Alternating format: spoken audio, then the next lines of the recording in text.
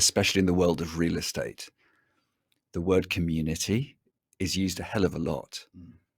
But how you actually make that is phenomenally difficult. And in many ways, that's what we pride ourselves on at Plus X, is that we aren't from a classic real estate background. We don't just think about the building. We sort of think about the building because we want to create the community. Our mission is to create, amazing entrepreneurial, innovative communities. That's our mission, rather than building lots of buildings.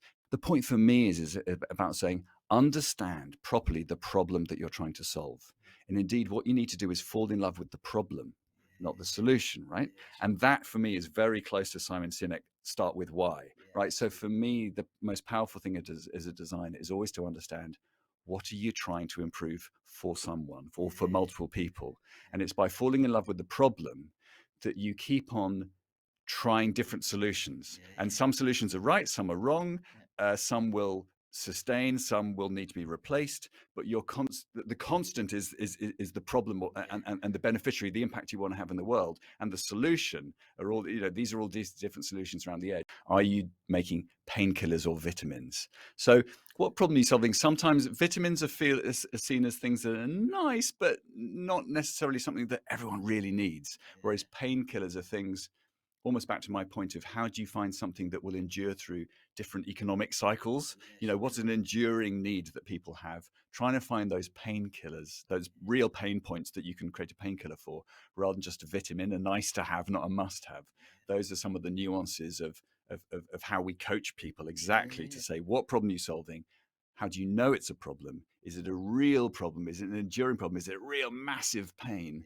I know it's a bit sort of dark and dystopian in some ways, but the bigger the pain, the more good you're going to be doing in the world if you can fix it. I don't care whether you're a lawyer or an AI coder or an accountant or a movie producer or anything like that. The question I want to ask you is, do you want to make something amazing and new? Do you need to collaborate? So for me, it was merely, what is your attitude towards collaborative innovation? In either case, there are times when I've seen almost that idea born, and I've seen that individual start going, I don't think I'd call myself an entrepreneur, but I'm willing to start, right?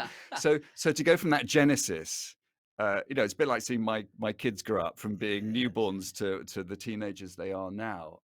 It's a miraculous journey, seeing not only ideas turned into thriving businesses, but people being turned into more confident business leaders. And both of those things I find magical. I didn't have a good time at school. I was bullied at school a lot, an awful lot at school. And because my family were very poor, I didn't have nice things at school that other kids had and stuff like that. So I struggled, and I struggled academically. I just love meeting people. Normal people far more than famous people. Most famous people I've met are really quite boring. But I'm a firm believer that everybody you meet has got a story to tell. Everybody's got a story to tell you. And I used to love getting callers on the show and stuff like that. So it was from about May till about the end of 2020. And it was, without a shadow of a doubt, the toughest part of my life, the toughest period of my life. And I was with my dad, when the doctor said to her, there's nothing we can do this time. Which, looking back, is an extraordinary thing to sit and witness. One of the people that you love the most in the world being told that, in fact, you are going to pass away. And they said to her that they hoped she would have they said the prognosis of time is hard, but they said we hope maybe 4, 5, 6 months, and she died 10 days later. But at the same time, to see my dad, who is my hero and who is the toughest, and I don't mean physically armored, just the toughest man I've ever known, just to be broken was as upsetting as anything I've ever seen. And then Ruben collapsed one night, and then that's my eldest, collapsed one night at home. And that's hard to think about because, and I know that you have had to deal with a child that's been poorly, but I get quite emotional about it, it's fine. He hadn't been well, and then he woke up in the middle of the night and Sally Ann was screaming for me. And he was falling over on the landing, and I picked him up and his eyes had gone back of his head, and then his bowels opened everywhere. And I was like, you've got to call an ambulance. And Sal had to go with him. I had to stay with Eddie, our youngest. And that was probably the longest 2 hours of my life. He knew that I could present and talk to people because that's what I've been doing. And he also knew that I'd had a challenging upbringing. And he kind of said to me, if we can put all of that together, I think you can go out and inspire young students to change the way they see themselves, change the way they see their futures, change the way they see their place in the world, and get them to understand that if they can apply themselves in this way and in that way, there are things out there for them. Because one of the things that I'm a big believer in when I look back at my youth, and I say this to the students, is where you come from doesn't have to have a damn thing to do with where you can go. Because one of my go-to lines when I talk to, and it's predominantly year 9s, it's 13, 14, is people employ people. You can have the greatest CV. You can turn up for an interview in a perfectly immaculate outfit and you can smash your interview, and that's great. You can have a degree, that's great. But what are you going to do if an interviewer says to you, everything so far is perfect, but we've been through your social media and we can see that you've been racially abusing Marcus Rashford on your Instagram? I said, because if they find that out, you're gone. Because people employ people. So we get them to understand that being kind, being decent, being loyal, being humble, and really wanting to dedicate yourself to something, in my eyes, means just as much as any degree. So I say to these students, forget the wealth, forget the power, forget the Porsches, the Ferraris, the swimming pools, the houses, the holidays. The most valuable currency you'll ever own is the way that you treat other people. Employment law was just, really busy in that period because it was one of those situations where suddenly, every employer in the country was faced with a situation where they couldn't, unless they were exempt, have their staff in the workplace. And then the Labour government at the time had a programme of introducing rights across the board. So from 99, 2000 to about 2005, we had completely new rights. It's amazing really that non-discrimination rights didn't exist prior to that in respect of sexual orientation, religion, age. All of those came in, part-time worker rights, enhanced maternity rights. And that period, for the first 5 or 6 years after I qualified, new law all the time. And the whole point of employment rights is fundamentally an unequal balance, isn't it? That's the whole point, is to offset the imbalance between employer and employee, as you have in many situations. The problem's always there to be solved. Tell me, what one piece of advice would you give to your 18-year-old self? Build your network, get your connections. Academics will get you so far, but once you start in any professional area, in a lot of areas, your career develops through contacts. It's one of the reasons why I was able to set up my own firm, was because of those connections that I had built up. So, and you can always offer people something and vice versa. Nothing's changed, always constantly creating win-win situations and creating great experiences where people are having fun, dancing, enjoying themselves and meeting new friends for life. And I tried to keep business very simple. I lost a lot of money. I lost £1 million. This will blow over and we'll be fine. And we got to sort of the June and July, and then obviously Boris said again that no festivals are happening this summer. So at the time you're thinking, shit, this is real. What really shocked us was, for those first, when we said we're moving the dates to August, for that first 2 weeks, every single day on my phone coming through was, I want a refund, refund. I was like, oh my God, this is mad. Listen, you lose money, and £1 million is a lot of money to lose, but I didn't lose sleep over it. There's nothing I can physically do to change that. So if you are resilient and you are persistent and you are consistent and you are out there constantly trying to improve to make your business model work, just keep at it. Just tweak and tweak and tweak. But I wanted to create something that are going to give people joy. And I've, for the last 25 years, I've put smiles on people's faces and got paid to do it. No one teaches us business. All we're doing is working it all out. All I've done is working it all out. And the working it all out, and I say this on my TikTok and my Instagram, and when I mentor other young entrepreneurs, the working it all out is the fun bit. My time at Brighton, everything, I was even just thinking about obviously how we met with, Essentials, and walking around the lanes, going out for nights out, having food, stuff like that. The buzz around Brighton at that time was just unbelievable. Like I said, I've listened to a lot of podcasts since retiring, and a lot of the mindsets, how people kind of like the top performers looking to what they're doing, and none of them are thinking about anything else. It's what am I doing now, and how do I get better at this? And I think I was like that as a player. I think if you want to get anywhere in life, you've got to give 100%. So they're the main skill sets that you see from every top player that I played with. Hard work. That's just number one. I would write a story in my mind of me making it. So me, like almost like a reporter, Lewis Hatchett, overcome this, beaten XYZ to make it as a professional cricketer with the condition, all against all odds, right? And I'd write that story in my mind, and I'd visualize being handed my cap and signing a contract. And that was my goal. Like I was, again, 15, 16, 17. And then fast forward to when I'm 25, 26 and having retired, The Guardian done an article on my story and exactly how I wanted it, exactly how I wrote it. And I'd got the cap, I got the contract, I signed it. It's great having a dream of I want to be a professional athlete, or I want to be a business owner or an entrepreneur and own a massive business. Okay, but can you visualize the cold nights? Can you visualize the lonely hours in an office? Can you visualize the sacrifices you've got to make? So I got injured on July 7th, 2016, because I know that's the last time I wore the Sussex shirt and cap. I went home, woke up the next morning, and John, physio, was calling me. I could tell in his voice. He goes, "Lou, you've got a bad fracture in your back. You know what to do. You're going to be shut down for 6 months to a year." The office. But I remember that phone call. He said, "Look, come in and we'll have a chat." When he told me that what the results were, and I went in and I just walked through the door, and I couldn't even talk to him. I just bawled my eyes out. Like I said, a very stoic guy. And he said, "Oh, Lewis, I'm so sorry." It's like the first time I'd ever heard him say that. And that just hit me, like really hit me. And that was it. That was the end. And the second mountain is where we find our real purpose and fulfillment in life. And I genuinely believe now I'm currently climbing my second mountain. Failing forwards and failing fast. And I actually read a book called Shoe Dog. You know, I'm an avid book reader.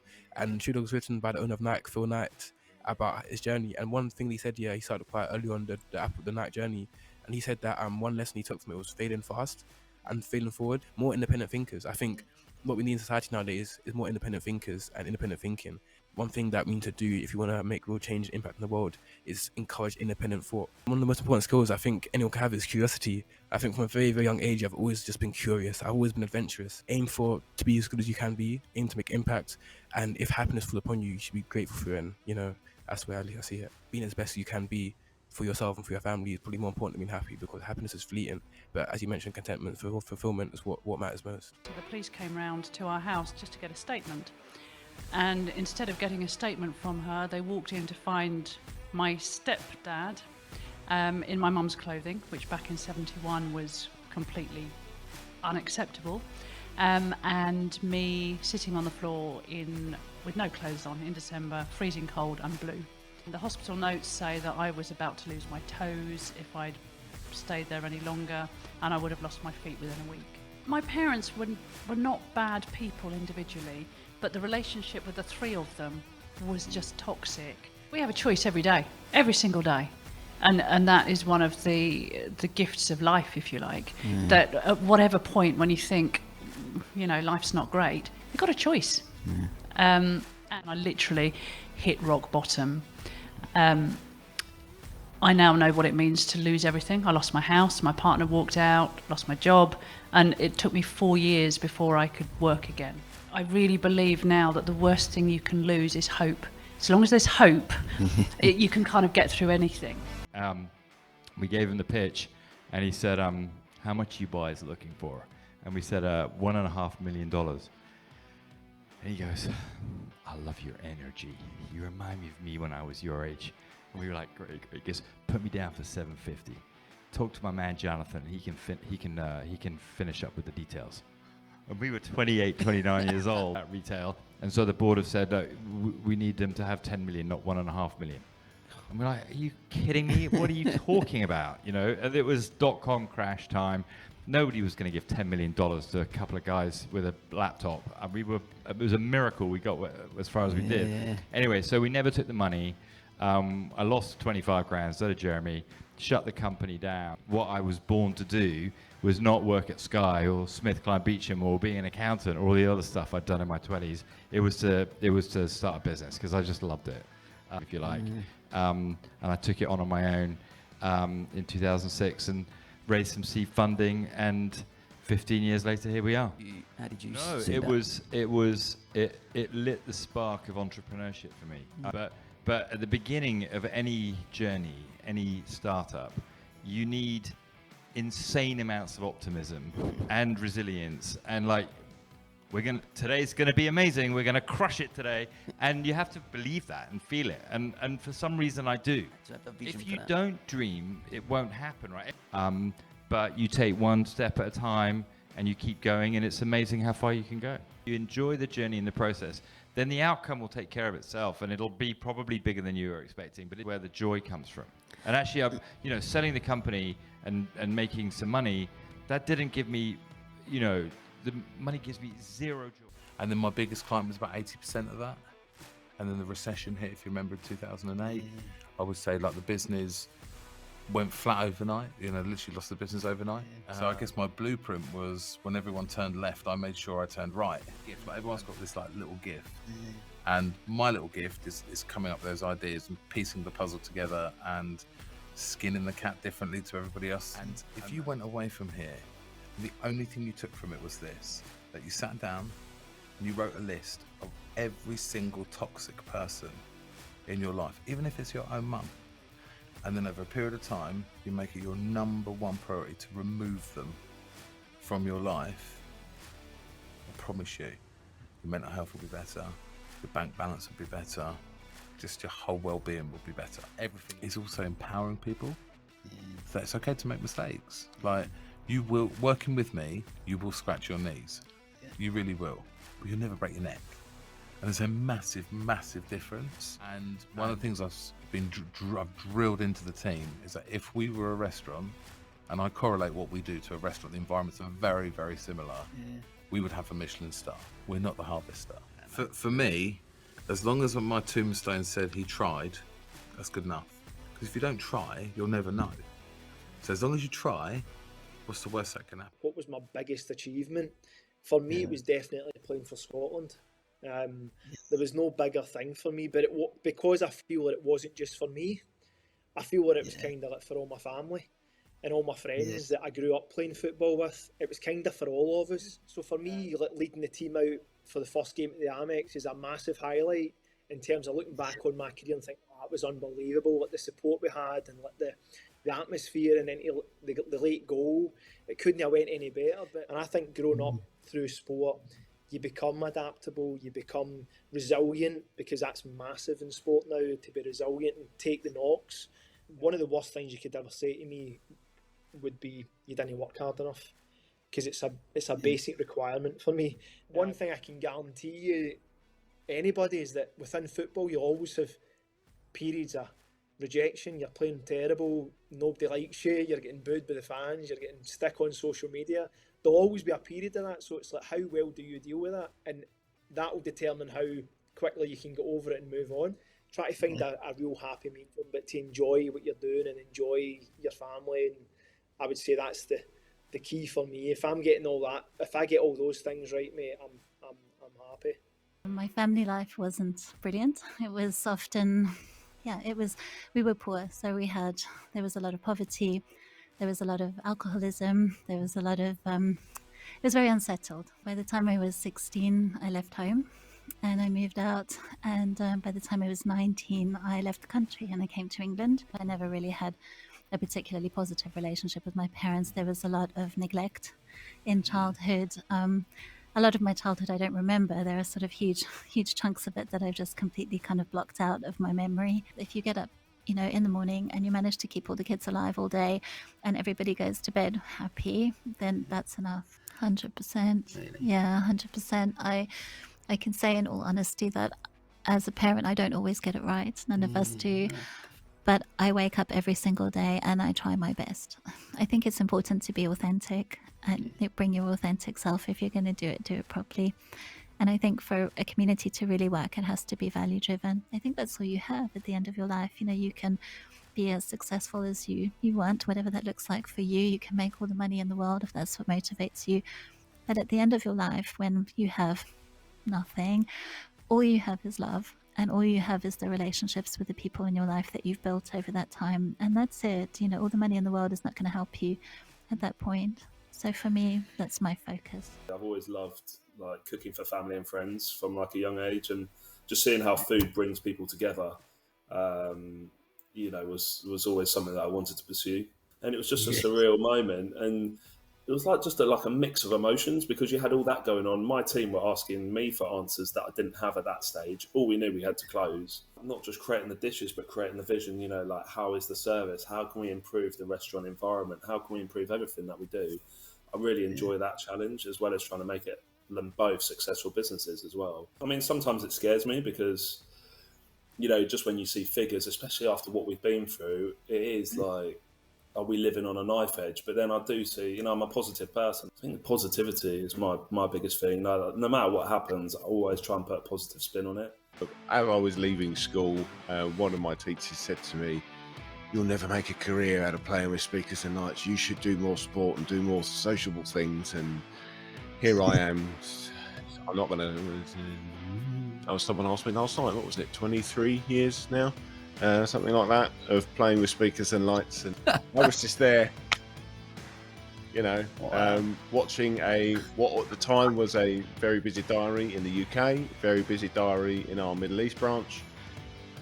Beginning of March, we did the last event in the Middle East, I think 4th, 5th of March, and then just watched the diary, like someone just took a broom and cleared it. And about 2 weeks later, UK, off. And it was like, we've got the company on track. We're doing well.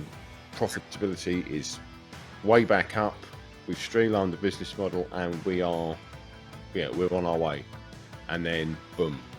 I thought, you know what? I'm not going to have come through all of that to be knocked out by a small thing like a global pandemic. What people see of events, the glitz and glam bits, the fantastic show, being in the audience, yeah, it's great. That makes up about 15% of the work. That gig you go to makes up about 15% of the work, because the tech team and the crew have been there for 18 hours before you turn up. They've probably got a good 10 hours after you finish. And everything from, you know, one man and his dog in the Prince of Wales strumming his guitar to 15 people to 30,000 people on Brighton Seafront.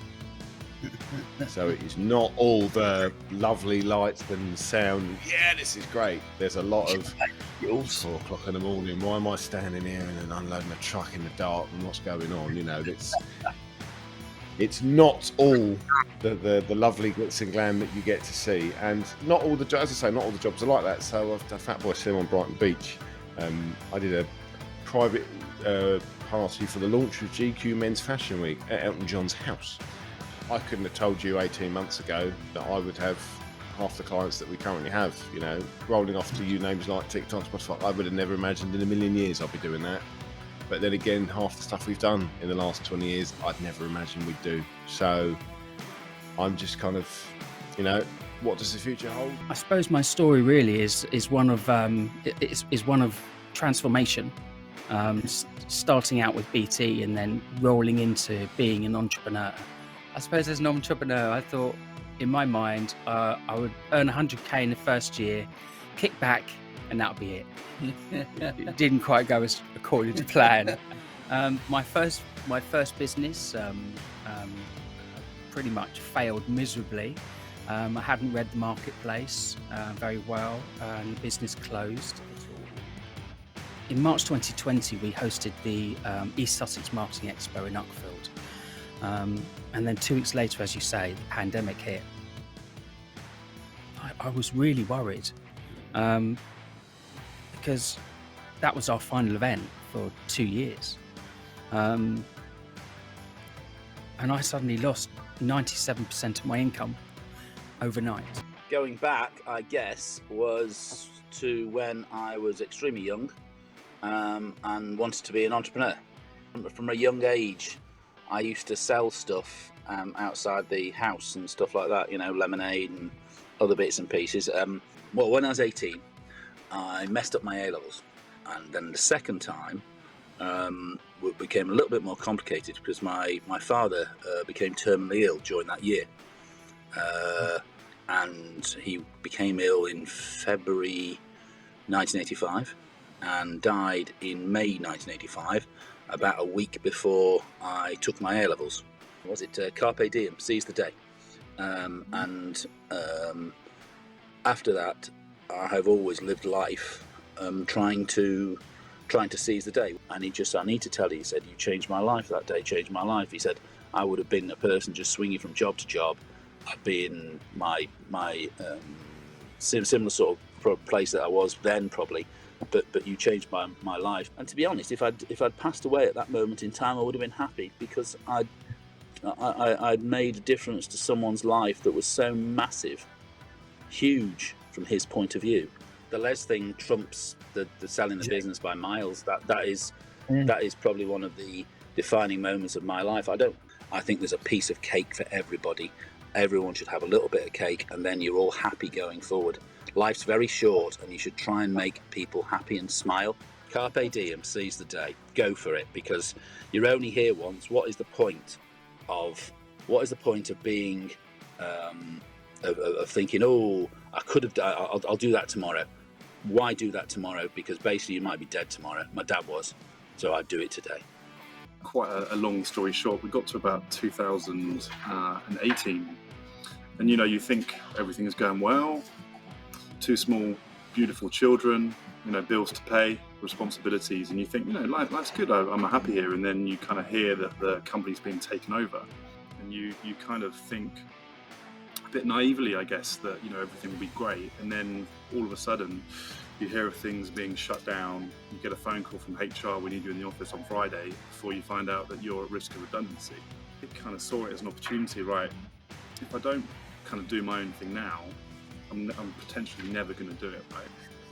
But anyway, and I'd say like 75% of the people I consulted, Sam, kind of erred on the side of caution and said, no, you've got a job there. Why would you take the risk? And so I listened. I think there were a couple of voices. Like, one was a really, really, like, one of my best friends today, who made the leap and now runs a successful CrossFit franchise. And he said, instead of thinking about what could go wrong, think about what could go right. During the domain, Atlantean Media, building the Wix website myself, kind of working with a friend on the logo, editing the video, the promo video, to get everything started. And I loved it. It's like kind of the really early stages of the company on the kitchen table, right? One of the challenges is to, like, every single day, when you've sort of worked for yourself, whether you're a freelance contractor or independent consultant or running a small media agency, is every single day being optimistic. Really proud of the bars we launched, sort of award-winning bars in Cardiff. Sold 2 of them, lost 1. The one kicked my ass, to be honest. Life is about living, not worrying about what you don't do. It's worry about what you're going to do. But the reality was that at the time, it was the hardest decision I had to make. And I'm in the house now. We kept the house, but we lost near enough everything else. And I'm still paying for that decision now. My dad came over and gave me a big hug, but he was like, are you sure you're okay, big man? And I'm like, yeah, I'm good. At the time, I was in the zone. I just knew what I needed to do. But, as soon as I closed the doors and gave the keys back to the landlord, the reality hit that actually this is real now. Well, when you come home and you say to your wife, you're going to lose everything, that is not where you want to be. And that was definitely the hardest conversation I've ever had with my wife. It was a soul crunching one, really. It was it's a defeated one. You feel like a failure, you feel like as though you failed, but the reality is, as we all know, and in reflection, you fail every day. It's how you look at failure. And my mantra in life is always going to be crack on, mate, and that's what I'd say to all your listeners is get on with it. If you've got something to do today, just get on with it. Get a plan, get it going, and crack on. Walked through the front door, and here was a group of guys who were sat around. They were involved in the business of what I didn't know at the time was going to be the thing that was going to be for the rest of my life.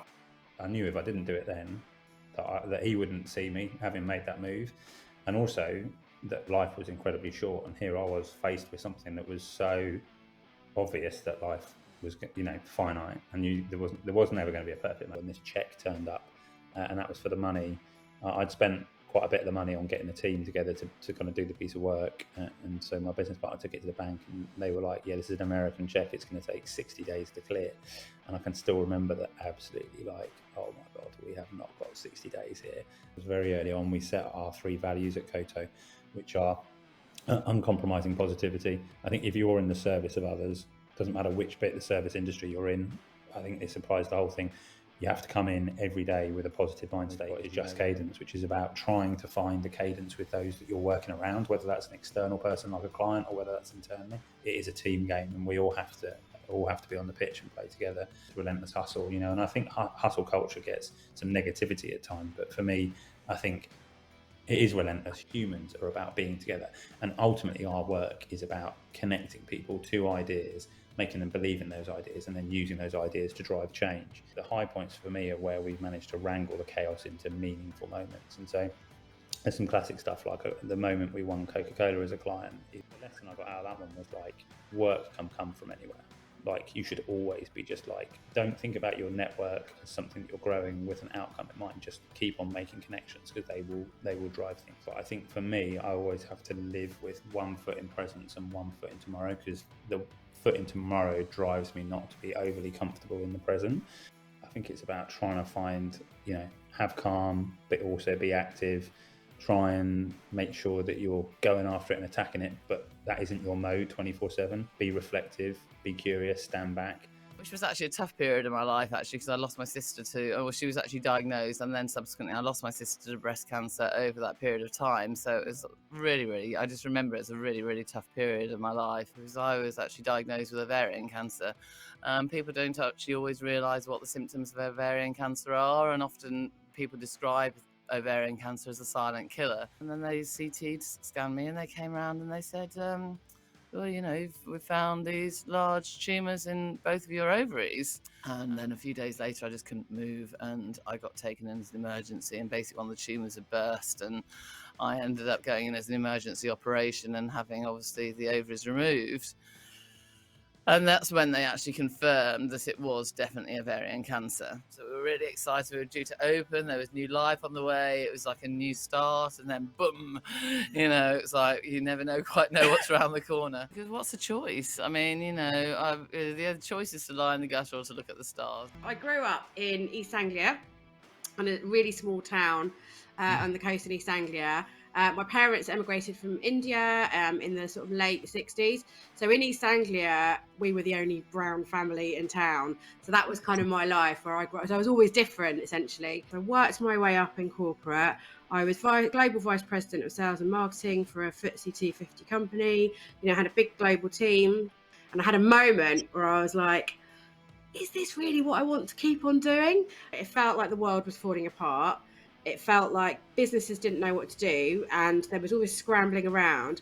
And we knew a lot of women in their stories where they'd asked to work remotely, and the bosses had said, no, your role isn't possible remote. And overnight, they made it work. So to create a really inclusive culture, it takes a lot of introspection to look at how you communicate, how you work, how you deal with anyone who's experiencing challenging behaviours, how you encourage people to have challenging conversations with each other, with people who are quite different to them, how you progress people in the organisation. What does your leadership team look like?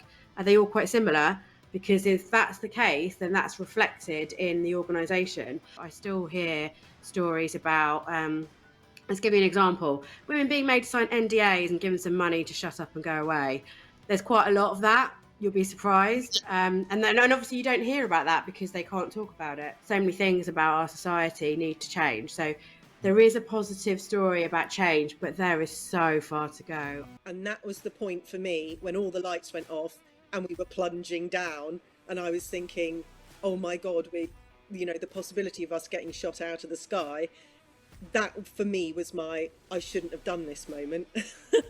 All those sort of things that you take for granted, like just walking down the street and feeling safe. You just don't even think about it until you come back from somewhere like that and you think, gosh, we have everything. It's really interesting when you meet people and they're completely different to how you imagine they're going to be, and they have so many interesting stories to tell. It's like when you're in a tube carriage and you look around and you just think every single person here has a huge life, a universe of a life spinning around them that's just as big as mine. And everybody, like you say, everybody has amazing stories to tell. What's the most important attribute that a journalist can have? And she actually said it's empathy. And it's not perhaps the first attribute people would think is important, but I actually think it probably is. And it's what gets you the most amazing stories, because the limo's never coming, right? So you need to get on that bus and get as far as you can on that first bus, and then the next bus, and then the next bus, and eventually you'll get there. And that's the way to do it. Now you show me, how the human body works.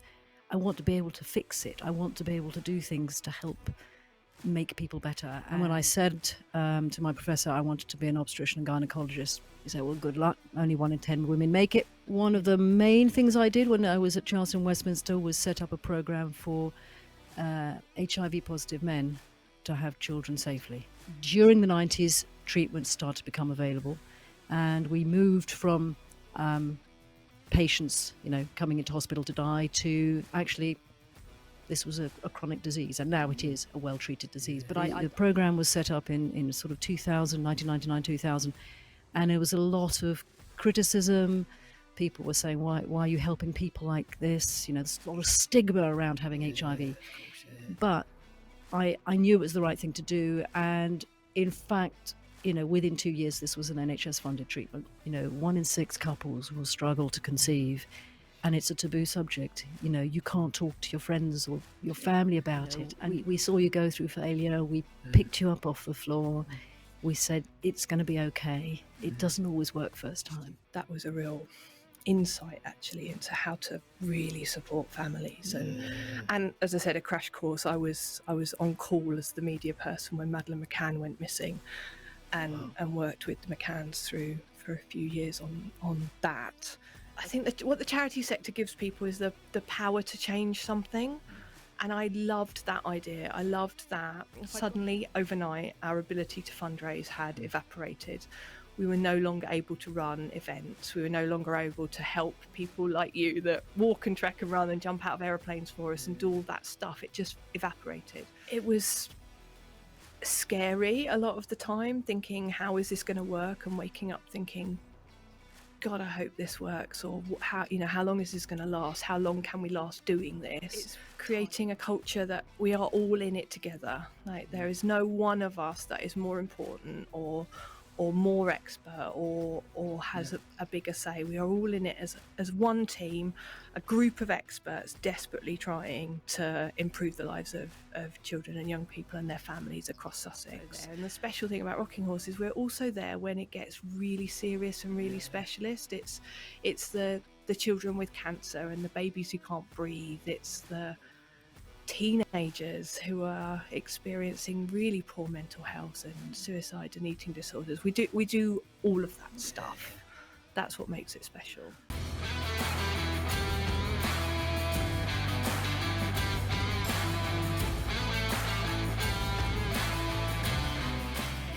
This is the County Business Talks podcast, produced by H2 Productions.